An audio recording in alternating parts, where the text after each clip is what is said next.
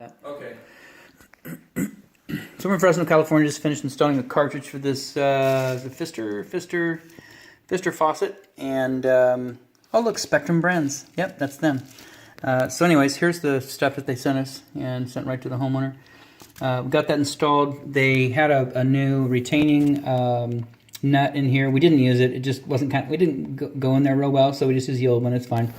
New cartridge, just the old one sitting here. A little bit of different configuration on the bottom, but it still had the two little holes dropped in there, tightened up. We checked it for water leaks before we put it back together. They sent us the tightening tool, so from underneath we disassembled everything that went over to the faucet, and it went over to the lever here. Took it all apart, got that wrench up in there, tightened it pretty well, but because it is a very large nut, similar to this, but very large, well, you can see that's how big it is.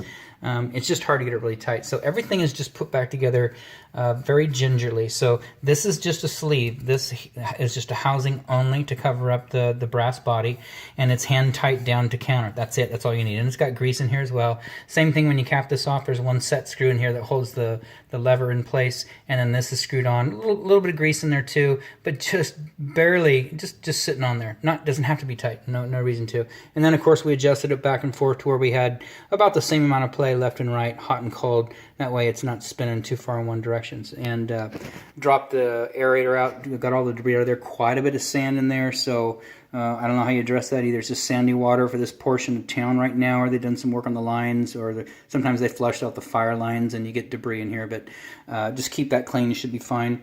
I would imagine they're going to give you cartridges for life, so any future problems, we know what to do here.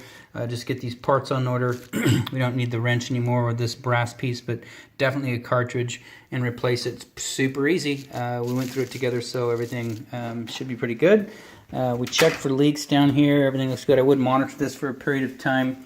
You know, we leave, and so we can't monitor this, but just keep an eye down here. Make sure that the valves are still, you know, dry and they're not dripping. Make sure the new points of connections are dry.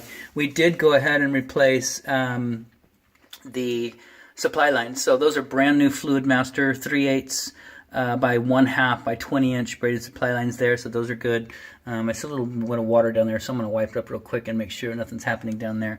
But and then of course that bottom one, that's not ours, that's the dishwasher supply line. It goes over to the dishwasher, and that's a separate shutoff valve. So everything looks good here outside of that. This installation is done.